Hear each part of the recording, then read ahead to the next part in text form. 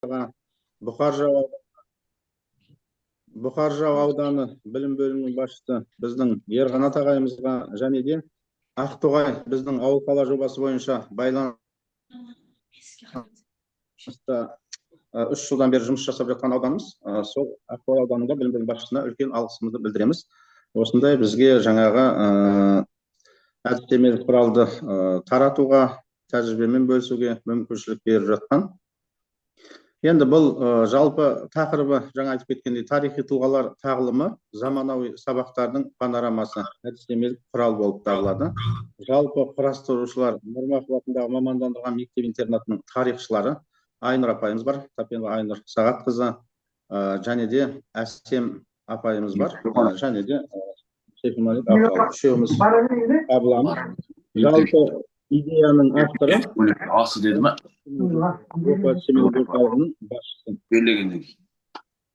Енді бала оқытатындар, бала оқытуын жақсы білерге керек, бала оқытуын жақсы білейін деген адам әуелі үйрететін нәрселерін өзі жақсы білерге керек. Екінші, баланың қабілетін біліп,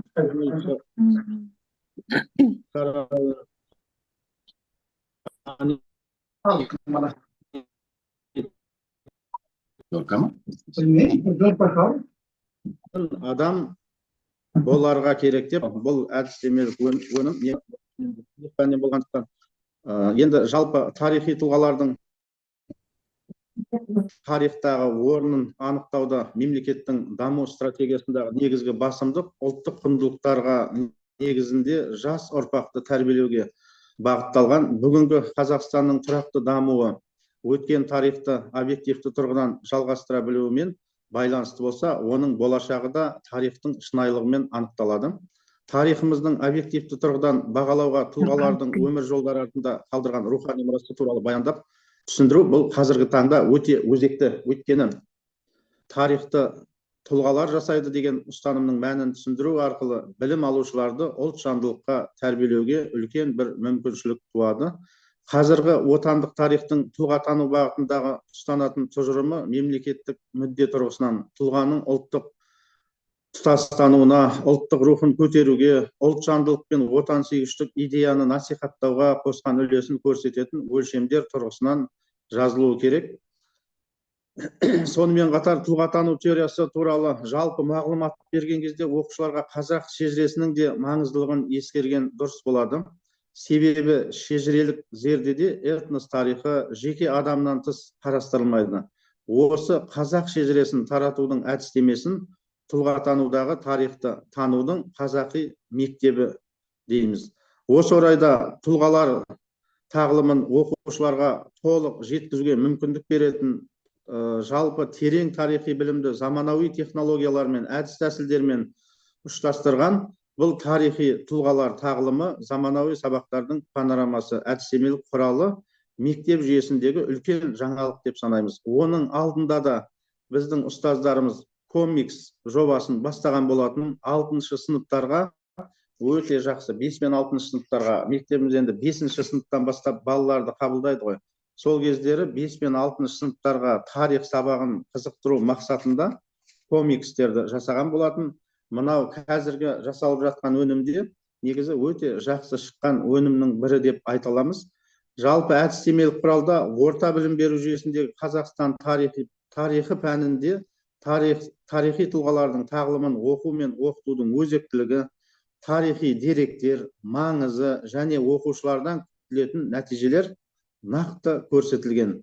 Сондай-ақ әдістемелік құралда тарихи тұлғалар тағылымын оқытудың заманауи әдіс тәсілдері, білім берудің үздік платформалары, жобалау технологиясы негізінде оқыту, комикс жасау бұның ішінде де қарастырылып кеткен. Тұлғалар тағылымын оқытудағы жаңа өлшемдер мүмкіндіктерін тиімді пайдалану, концептілік тапсырмалар бұның барлығы осы әдістемелік өнімде қарастырылған. Бұл өнім негізі оқушылар үшін үлкен пайда алып береді. Тарихқа деген көзқарастарын өзгертуге, жалпы тарих сабағының берудегі оқушылардың қызығушылығын арттыруда үлкен маңызды рөл атқарады деп сол жағынан біз әрі өзімізде жасағаннан кейін қуана бұл сабақты жаңағыдай беруге асығудамыз. Енді тыңдағандарыңызға рахмет. Айнұр Сағатовна, қысқаша мен енді жалпы мазмұны бойынша осы нәрселерге тоқталып кеттім. Әрі қарай енді өздеріңізге сөз кезегін берейік. Сұрақтарыңыз болса. Рахмет, Сейфун Малик Абзалұлы. Әріптестер, бізден сіздерге қазір осы әдістемелік құраудың ішкі құрылымы бойынша бірнеше бөліктер бойынша әріптестерімізбен бөлісетін боламыз. Егер сұрақтарыңыз болса, құралға байланысты қандай да бір өздеріңіздің сұрақтарыңыз болса, ортаға жаңағы арасында қойып отыруларыңызға болады, қуанамыз. Келесі сөз кезегін өзіме алайын деп тұрмын. Сіздерге қазір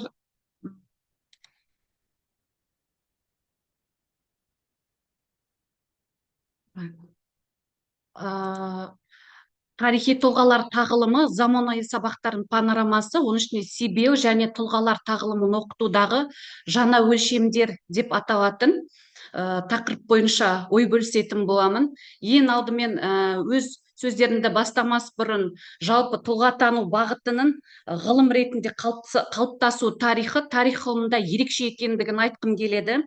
Осыған орай Қазақстанда 20-шы ғасырдың 40-шы жылдарында тұлғатану ғылыми тұрғыдан жаңаша зерттеле бастайды. Бірақ әйтсе де тұлғатанудың жалпы қалыптасу үрдісін түркілік кезеңнен бастаса да болады. Мысал үшін мына тастағы жазулардың негізгі идеясы құндылығы бірлік, ынтымақ, сол арқылы мәңгілік ел болудағы тұлғаның іс-әрекеті болса, Әл-Фарабидің парасатты адам туралы идеясы, Жүсіп Баласағұнның жуан мәрттілік пікірі және Қожа Ахмет Яссауидің кемел адам туралы танымы Абайдың шығармаларында сабақтастығын тапқан. Біздің ойымызша жалпы нағыз тұлға бұл Абайдың толық адам ілімінде анық көрінеді. Яғни осы тұлға тануды үрдісін мектеп жүйесінде, оның ішінде сабақта, сабақтан тыс жұмыстарда іске асыру үшін жаңағы әртүрлі тапсырмалардың жүйесі керек және сол арқылы өте тиімді іске асыруға болады. Осының барлығы біздің әдістемелік құрауда қамтылған.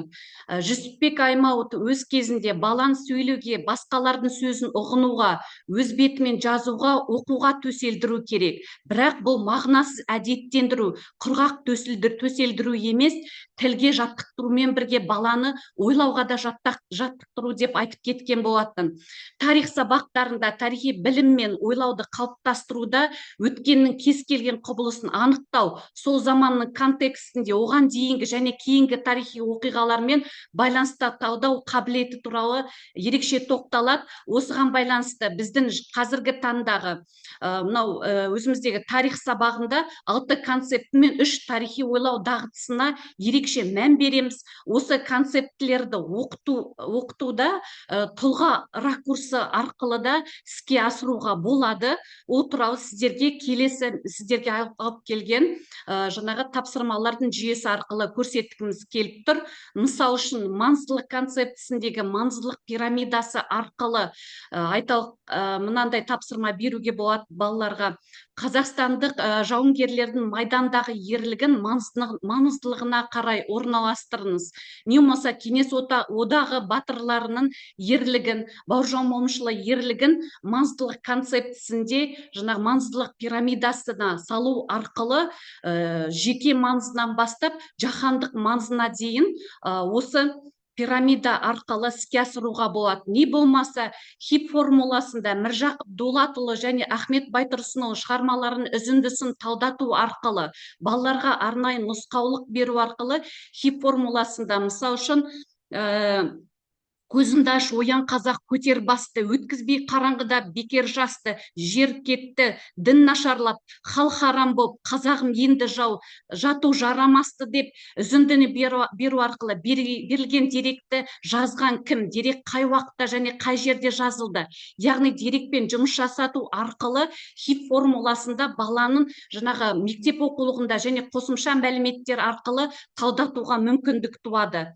Яғни CBO-да жаңа күнделікті біз сабақтарымызды іске асырып жүрміз, бірақ тұлғатану ракурсы арқылы, тұлғатанудағы жаңағы негізгі тұлғалардың берілген дерек көздерден үзінді келтіру арқылы толық талдауға бізге әбден болады. Мысалы үшін, әріптестер, сіздерге қазақ ханы Ресей империясының қосылуының басталуы зерттеу сұрағы Әбілқайыр ханның Анна Иоанна патшайымға жазған хатының себеп салдар қандай болды деген тақырып беріліп тұр. Бұндағы негізгі тарихи ойлау дағдысы, тарихи анализ және интерпретация концепция себеп салдар. Сәйкесінше бағалау критерийлері мен сабақты мақсаты анықталады. Яғни осы жердегі тапсырмаларда тұлғаның жаңағы қырларын ашуға бағытталған топтарға беріп, мысалы үшін фишбоун, балық қаңқасы болсын, одан кейінгі берілетін тапсырмаларда тұлғатану бағытында іске асырылып отыр. Енді әріптестер, бұл тапсырмаларға қоса жаңағы сіздерге ұсынғым келіп отырған тағы бір мәселе, бұл тұлғалар тағылымын оқытуда жаңа өлшемдерді қолдану, AR/VR және AI мүмкіндіктерін тиімді пайдалану. Жалпы AR технологиялары бұл кеңейтілген шындық, шынайы ортаны виртуалды элементтермен толықтыратын заманауи технология, оқушыларға әртүрлі 3D формадағы карточкалар ұсыну арқылы сабаққа қызығушылығын арттыру, әрі тұлғаны тануға мүмкіндік береді. Көбіне біз бұны өзім сабақ процесінде қолданып жүрміз. Қолданатын VR студия платформасы, мысалы үшін, балаларға мынадай бір карточка жасау арқылы QR-кодты сканерлеп, Гагариннің тарихта тұңғыш рет Байқоңыр ғарыш алаңынан ғарышқа шығуының Кеңес одағы мен бүкіл әлем үшін маңызын түсіндіріңіз деп, бір жағынан маңыздылық контекстін қамтиды, әрі бір жағынан жаңағы заманауи AR технологиялары қолданылып, балалардың пәнге деген қызығушылығын арттыруға оң ықпал ететіні сөзсіз. Келесі бір технология виртуалды шындық технологиялары. Бұл жаңағы тарихи кезеңдерге саяхат жасау арқылы оқушылар ежелгі дәуірден бастап бүгінгі күнге дейінгі оқиғалардың ортасында жүргендей әсер қалдырады. Көбіне біз мысалы үшін сабақ процесінде ғана емес, соған қоса өзіміздің ғылыми жобаларымызда, осы жақында мысалға Сарыарқа пирамидасы болсын, орталық Қазақстандағы бірқатар ескерткіштерді әріптестерімізбен бірігіп отырып жаңағы виртуалды саяхаттар жасау арқылы қазіргі таңда республикалық деңгейдегі әртүрлі жаңағы сайыстарға қатысып, жақсы жүлделі орындар алып отыр. Әрі балалардың пәнге деген қызығушылығы ерекше. Бұны мысалы үшін әріптестер Co-Space Merge Куб деп аталатын бағдарлама арқылы 360 градустағы виртуалды тур арқылы жасауға болады. Енді қысқаша айтқанда осы, қазір мен әріптестерім әрі қарай осы әдістемелік құраудың құрылымына байланысты өздерінің сөздерін жалғастырады. Келесі сөз кезегі мектебіміздің тарихшы Әсем Қайратқызына беріледі. Әсем Қайратқызы, сөз кезегі өзіңізде. Қайырлы күн, құрметті әріптестер. Сіздермен осы әдістемелік құралымыз бойынша келесі бөлімдермен, маңызды бөлімдермен таныстырып өтем. Яғни бүгін тоқталғым келіп отырған мәселелердің бірі Қазақстан тарихы пәнінде тарихи тұлғалар тағылымын оқытудағы кейбір инновациялық әдістер. Жалпы тарихты оқытуда біз міндетті түрде қарастыратын, әсіресе тұлғаны оқыту Қазақстан тарихы пәнінде өте маңызды болып табылады. Маңызды мәселелердің бірі, және де соған сәйкес Қазақстан тарихын оқытылуға қойылатын негізгі талаптар, ол мәтіннің тарихи мазмұнының нақтылығы, яғни дерекпен жұмыс уақытында мазмұн мен мақсаттың сәйкестігі. Енді осы негізгі күрделі процестерді оқушыларға түсіндіру үшін, және де оны қазіргі заманауи инновациялық әдістер арқылы қалайша қолдана аламыз, соны сіздермен бөлісіп өтсем. Енді тарихи білім құралы ретінде әрбір тарихи тұлғаны зерттегенде тарихи деректердің бірнеше жиынтығын пайдалану қажет. Яғни сондай деректерге жататындар жазба деректер, материалдық деректер, бейнелеу өнері және де фотоматериалдар. Мына жерде сіздерге көрсеткім келіп отырған негізгі дайын құжаттардың түрі, мысалы барлығымыз тарихи деректермен жұмыс жасаймыз. Осы тарихи дереккөзбен жұмыс жасау кезінде негізгі өзінің алгоритмдары болады. ол қандай негізгі алгоритмдар, дайын алгоритмдар. Оқушыларға осыны таратып берулеріңізге де болады. Дереккөзді танып білу, яғни белгілі бір тарихи дереккөз берсеңіздер, енді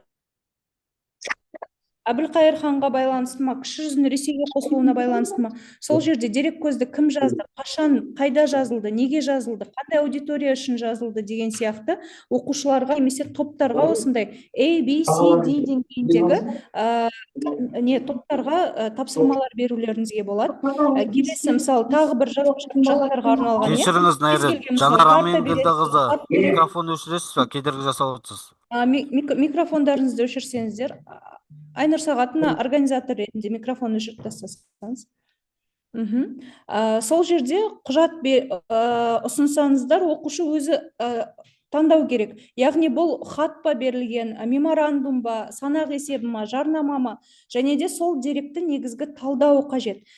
Келесі, мысалы, мына жерде Дінмұхамед Қонаевқа байланысты кітап немесе сол туралы мәтін, сол туралы дерек берілсе, құжаттың авторы кім, әлеуметтік жағдайы қандай, лауазымы, сипатталған оқиғаларға қандай қатысы бар, автордың оқиғаларға деген көзқарасы қандай болған, немесе осы құжаттың авторының куәліктеріне сенесіз бе, яғни ол тарихи дерек ретінде шынайы дерек болып табылады ма? Сондай дүниелерге, яғни оқушыларға мынау жоғарғы ойлау дағдыларын дамыту үшін осындай тапсырманың түрлерін берулеріңізге болады. Және де аудио жазбалармен де өте көп жұмыс жасаймыз, тарихшылар әсіресе сабақтарында. Сонда мысалы дыбыс жазбаны талдауға арналған нелер бар. Мысалы көптеген жаңағы тарихи тұлғаларымыздың негізгі өзінің дауыстары нелері сақталған. Соның өзін мысалы оқушыларға тыңдату және де мынау дайын қадамдар арқылы оқушыларға соны талдатуға болады. Яғни жазбадан кімнің дауысын естисіңдер, мерзімі қайсысы, жазба қайда жасалған деген сияқты. Және де мысалы жазбаның түрін анықтау керек оқушы, оның ерекшелігі қандай екендігін, және де бұл жерде нақты жазбаның ішінен маңызды біз нені ала аламыз деген сияқты. Келесі сіздерге ұсынғым келіп отқан, бұл бірнеше жаңағы тарихи тұлғаларды жан-жақты талдауда қолданылатын негізгі өздерінің сабақтарыңызда қолдануға болады кестелер. Мысалы, бір тарихи тұлғаны алатын болсақ, бір неде салыстырмалы мынандай кесте беруге болады, яғни оның мінезі қандай, шынайылыққа деген талпынысы қандай, тарихи ойы мен пікірі, стратегиялық ойлауы, мысалы кез келген хан болсын, 20 ғасырдың басындағы алаш зиялылары, қазақ зиялыларының біреуі болсын. Келесі, мысалы қарапайым тағы бір практикалық кесте, мысалы өмір сүрген уақыты, туған жері, білімі, отбасы, қызметі, маңызды оқиғалары, тарихи үрдісте тұлғаның алатын орны. Тағы бір күрделенген түрін талдауларыңызға болады. Мысалы ол функционалдық тарихи тұлғаның қызметіне талдау жасау. Яғни функционалдық дегеніміз нақты оның қандай тарихта қызмет атқарғандығы, және де тіпті оның, мысалы бізде бірнеше заң шығарған тарихи тұлғалар бар. Сол сияқты мысалы құқықтық статусы және де оның қоғамда алған әлеуметтік статусы деп, тіпті құқық негіздері пәнінде де осындай кіріктірілген пәнаралық байланыс жасауға болады. Енді келесі таныстырғым келіп отырған не, ол қазіргі көп қолданылатын бұл әртүрлі ақпараттық технологиялар. Мысалы, сіздерге көрсеткім келіп отырған MindMeister ақпараттық технологиясы, яғни интерактивті бағдарламасы. Мысалы, MindMeister бағдарламасына сіздер Әлихан Бөкейхановқа қатысты мынандай тапсырма берулеріңізге болады. Жол картасын дайындау, салыстыра талдау деп. Сонда оқушылар MindMeister бағдарламасы арқылы кластер нелерді онлайн режимде немесе үй тапсырмасы ретінде орындап келуі мүмкін. Мысалы, Қазақстанның жағдайына шолу жасау деген сияқты. Келесі, мысалы, Learning Apps бағдарламасы, бұл жердегі негізгіне Learning Apps, ортол дегендерді өте көп қолданып жүрміз. Әртүрлі, мысалы, Айқап пен Қазақ газеттерін салыстыру, немесе ұлт зиялыларының нелері, айтылған цитаталарын талдау. H5P да тура сондай бағдарлама, яғни ортол мен Learning Apps бағдарламаларына өте ұқсас. Мысалы, тарихи тұлғаны таны деген сияқты қарапайым тапсырма беруге болады. Скрайбинг бағдарламасы, яғни бұл жерде оқушы үй тапсырмасы ретінде алдын ала видеоскрайб жасайды, яғни қысқартылған мәліметтер арқылы тұлғаның негізгі тарихтағы қызметін ашу. Енді сонымен ақпараттық технологиялар, сөзімді қорытындылай келсем, қазіргі замандағы инновациялық әдістерді біріктіре отырып, біз дәстүрлі технологиялармен біріктіріп, осылайша тарихи тұлғаларға жан-жақты талдау жасауымызға болады екен. Тыңдағандарыңызға рахмет. Сөз кезегін Айдана Жаңбырбайқызына берсем. Қайырлы күн, әріптестер. Презентация. Жақсы. Енді бізде әдістемелік құралдағы келесі бөлімдерге көшетін болсақ, келесі бөлім бұл комикс арқылы комикс оқу құралы ретінде қалай жүзеге асырылады. Міне осы тақырып бойынша қазір мен сөздер бітетін боламын. Жалпы, презентация ашылмады ма? Қазір тағы да 1 минут. Жаңа ашылған енді Аха, көрінді ма?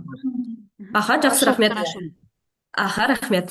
Жалпы әдістемелік құралдың келесі бөлімі бұл комикс арқылы оқу құралы ретінде жүзеге асырылуы. Соның негізінде біз комиксті қалай оқу құралы негізінде жүзеге асырамыз. Қазіргі таңда балалар арасында барлықтарыңызға белгілі, бағана ағай айтып өткендей, қазіргі таңда аниме бағытындағы суреттер оқушылар арасында өте танымал. Соның негізінде жалпы мектеп оқушылар арасында аниме жанрындағы түрлі видео, кітап, видеолар, әлеуметтік желідегі бірқатар суреттер бұл балаларға ең танымал болып есептеледі. Ғалымдар балалардың құрақ мәтінмен ғана емес, сонымен қоса суреттен алынған барлық ақпараттарды жақсы қабылдап, есте сақтайтынына дәлел келтіреміз. Яғни жалпы балалардың визуал балаларға арналған, яғни ең негізгі таптырмас құралдардың бірі болып есептеледі. Сол себепті аниме жанрындағы тарихи комикс жасау бұл төменгі сынып оқушылар арасында тарихқа деген қызығушылықты арттырады. Жалпы сөзімді бастамас бұрын ұлт ұстазы Ахмет Байтұрсынұлының сөзімен бастағым келеді. Жастардың оқу тәрбие жұмысы түзелмей, жұрт ісі түзелмейді. Яғни қазіргі таңдағы оқу тәрбие жұмысындағы негізгі мақсат тарих пәніне деген қызығушылықтарын оқушылардың білім сапасын арттырудағы негізгі комикстар жинағын әзірлеу, оны негізде арт менеджмент бағытында әрі қарай қолданып заманауи технологиялары ретінде насихаттау жүзеге асырылады. Қазіргі таңда мектептен Әсем Қайратқызының басшылығымен 2 комикс жарыққа шыққан болатын. Ол бірінші қазақ хандығының құрылуы тақырыбында комикс жарияланды. Яғни 15 ғасырдың екінші жартысындағы қазақ хандығының құрылуы, Әбілқайыр хандығынан бөлініп шығуы, Әбілқайыр хандығының ішкі саяси әлсіздігі, осылардың барлығы бұл комикста жарыққа шыққан болатын. Яғни комикс жасаған авторлар біздің мектеп оқушылары болған болатын. Ең бірінші бастаған ол біздің мектептің түлектері болған. Енді жалпы жобаны жүзеге асыру әдістері қалай жүзеге асырды? Ең алдымен комикстің алғашқы шығарылымдағы тақырып анықталып алды. Қазақ хандығының құрылуы тақырыбы анықталды. Сол тақырып бойынша кітапханаға барып, қалалық кітапханаларға барып, кітаптармен пайдаланған әдебиеттерді жинақтап, тарихи фильмдерді көріп, деректермен жұмыс жасаған болатын. Сол жұмыстардың негізінде, яғни сол замандағы киім үлгілерін иллюстрациялық негізде, яғни сипаттап дайындаған болатын. Енді сюжеттік тақырып анықталғаннан кейін, оны әрі қарай диалогтық негізде, яғни біріктіру жұмыстары жүзеге асырылды.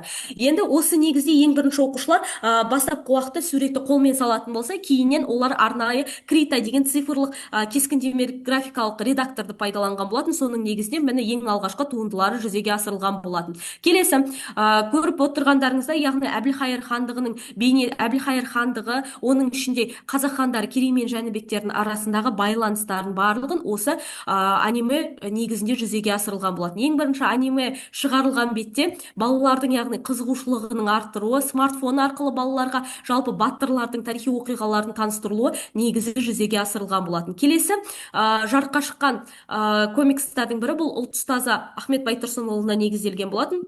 Бұл яғни ең қызығы ұлт ұстазы Ахмет Байтұрсынұлының оқушылардың қызығушылығымен ең бірінші ол түрмеге түсіп, яғни ол жерде тергеліп жатқан сәтінен, яғни балалық шағына дейінгі аралықты балалар осы бейне арқылы көрсеткен болатын. Бұл жерде Ахмет Байтұрсынұлының ғана бейнесімен, сонымен қоса алаш зиялыларында бейнелері және аталмыш қазақ газетінде бірқатар баспалары да жарыққа шыққан болатын. Соның негізінде жалпы жасалған жұмыстар 2023 жылы Қарағанды облысының әкімдігінің сайтына жүзеге асырылды, кейіннен Оян атты ұлттық телеарналарға жүзеге асырылды және Ахмет Байтұрсынның жинақтары жүзеге асырылған болатын. Жалпы сөзді қорытындылай келе, күтілетін нәтиже жалпы тарих бұл маңызды оқиғалардың алтын қазынасы болып есептеледі. Сол себептен тарихтың негізгі өз халқының, елінің тарихын білуге міндетті деп есептейміз. Сол себептен жалпы тарихты дәріптеудің жаңа нұсқаларының бірі ол комикстар әдісі деп білетін боламыз. Және де келесі аталып өтетін дүниелердің бірі ол құндылыққа негізделген тапсырмалар жинағы. Қазіргі таңда құндылық деген құндылық, яғни патриоттық, адалдық, адамгершілік бағытында біз қатар бүкіл тарихтағы негізгі бағыттардың бірі бұл құндылыққа негізделген тапсырмалар болып есептеледі. Мына жерге назар аударсаңыздар, құндылыққа берілген тақырыптар бойынша қысқаша тапсырмалар жиынтығын көрсететін боламын. Бірінші, мысал үшін 20 ғасырдың басында Қазақстан атты тақырыпта алаш қозғалысы ұлттық идеясы тақырыбында ынтымақтастық құндылығын бейнелеуге болады. Яғни иллюстрация арқылы балаларға суреттер беріп, оларға сұрақтар арқылы ынтымақтастық яғни құндылығын бекітуге болады. Келесі, 6 сыныптар арасында да құндылықты негіздеуге болады. Оның негізінде 10 ғасыр мен 13 ғасырлардың басында Қазақстан атты тақырыпта, яғни түркілердің рухани мәдениеті тақырып негізінде жалпы құндылықты анықтауға болады. Ол сабақтың ортасында әділеттілік, адалдық, әдеп деген құндылықты анықтауға болады. Оның негізіне Жүсіп Баласағұнұйдың Құтты білік шығармасын алып, яғни балаларға шығарманы талдата отырып, бұл әділеттілік, адалдық, әдеп деген құндылықтарды ашуға болады. Яғни бұл арқылы оқушылар шығарманың атауы, автор, кейіпкері, негізгі түрлерін, қызықты деректерді талдауға мүмкіншілік алады. Жалпы әдістемелік құралдардағы негізгі берілген тақырыптардың бірі ретінде осыны сіздерге атап өтпекші болдым. Көп рахмет. Сұрақтарыңыз болса, сұрақ жауапқа. Айнұр апай. Көп рахмет, Айдана Жаңбырбайқызы. Әріптестер, бізде уақыт өте аз қалды, небәрі 7 минут қана уақытымыз қалды. Құралға байланысты бүгінгі біздің кішігірім шеберлік сағатына байланысты ой пікірлеріңіз кері байланыс жасасақ, қазір нені қосып қоя салайын. Осы әдістемелік құралға байланысты, бүгінгі шеберлік сағатына байланысты жалпы қандай ой пікірдесіз, не болмаса сұрақтарыңыз бар, кері байланыс жүргізсек, әріптестер. Мына жерде бір қатар біздің облысымыздың мықты тарихшылары отыр, қатысып отыр. Өз ойларыңызбен бөліссеңіздер.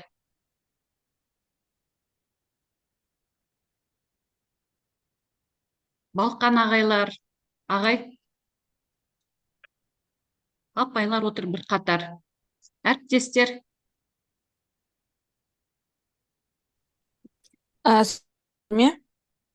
Негізі мен тарих мұғалімі емеспін, бірақ маған сабақ өте қатты ұнады. Себебі бұл оқушыларды кәдімгі қалай енді анимемен деп айтып жатыр ғой, неше түрлі комикс нелермен деп платформалар көрсетілді. И оларға өте қызықты болатын сияқты бұл нәрсе. Рахмет сізге. Әрбір тарихи мысалы тарихтағы болған жағдайларды, тарихи тұлғаларды, соның өмірін өздері зерттеп, өздері соны жасап, өздерінде жақсы есінде қалады. Жаңағы тәрбие жағынан да ол мықты. Жалпы зерттеулеріңіз күшті болған екен негізі. Маған ұнады. Рахмет үлкен. Тағы да әріптестер, ой пікірлеріңізбен бөліссеңіздер, кері байланыс берсеңіздер. Сәлеметсіздер ме, әріптестер? Қазіргі уақытта білім алушыларға тарихи тұлғаларды таныту өте қажет, маңызды қажеттіліктер. Сондықтан алған тақырыптарыңыз өте құнды, қажет, өте маңызды дүние. Тарихи тұлғаларды қазіргі жасөспірім ұрпақ тану білу үшін жұмыс жасап жатқандарыңызға үлкен рахмет, алғыс. Бізде үлкен көмек болатындай жаңа технология, мағлұматтар, мәліметтер ұсындыңыздар. Алғысым шексіз, рахмет. Маған жаңағы комикс оқу құралы ретінде деген құрал өте қатты ұнады. Оны қай жерден алуға болады, қай жерден сізге ұсынасыздар. Маған осы ұнады. Содан кейінгі де жаңа технологиялар. Жаңа тарихи тұлғаларды таныту туралы үлкен мағлұмат алдым. Бұларды пайдаланамын. Сіздерден қалай алсам болады. Және де өзімде осы тарихи тұлғалармен жұмыс жасаймын. Көп рахмет. Рахмет, Роза апай. Енді біз бұйыртса, мектебіміздің басшысы да көмектесіп жатыр. Ол кісі жаңағы басшылығымен баспадан шығарсақ деген жоспарымыз бар. Құдай қаласа, сол кезде бұл өнімді алуға мүмкіндік болады. Жақсы, тағы да әріптестер бар ма? Ой пікірлеріңіз?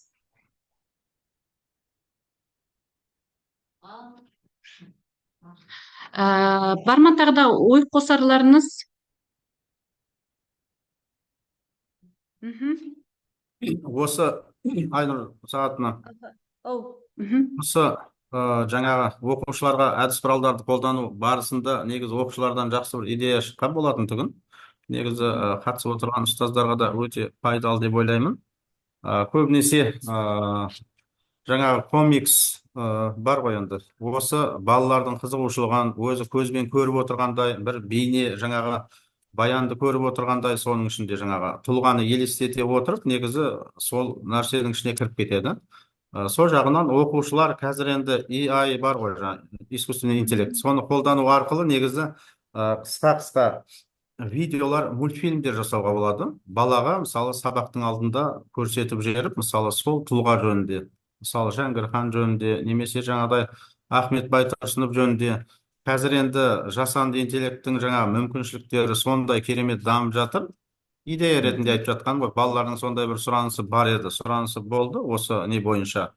Біз сол жасанды интеллектпен осы тарихи тұлғаларды жандандырайық деген. Сол мысалы Ақтабан шоқырында немесе жаңағыдай Орбұлақ шайқасы болатын болса, сол шайқастарды бір 5 минуттық, 7 минуттық кәдімгідей сол шайқастың ішіне кіріп кеткенде сондай бір мүмкіншілік жасауға искусственный интеллекттің қазір тек қана сурет емес, видео шығарып жатыр. Видео қолдануға болады. Сондай қысқа метражды жаңағыдай тарихи тұлғаларды жандандыруға болады. Енді әріптестерге енді мүмкіншілігін айтып жатқаным ғой. Комикстің өзі де қазір қалып бара жатыр. Әрі қарай бұл ең бірінші Жасанды қызығушылығын интеллект арттыру мүмкіндіктерін мақсатында, пайдалану. расында да айтып кеттім, енді 5 пен 6-ға ана тарихқа кіріс дейміз ғой, кіріспе ретінде комикстер өте пайдалы. Бірақ енді әрі қарай уже қызығушылығын ояту үшін, немесе әрі қарай уже жаңағы жасанды интеллекттер өте керемет бір мүмкіншілік береді деп ойлаймын. Соны енді Жақсы. оқушылардан сондай бір Ағай, сұраныс болды. уақыт болып қалды. Рахмет үлкен. Жақсы, Әріптестер, әріптестер, баршаңызға бүгінгі біздің шеберлік сыныбына қатысқандарыңызға үлкен алғысымызды білдіреміз. Жақсы демалыс болсын, сәттілік тілейміз, толағай табыстарыңыз көп болсын. Көп рахмет сіздерге. Сау болыңыздар. Рахмет. Сау болыңыздар. Жақсы, сау болыңыздар. Аман болыңыздар. Сау болыңыздар.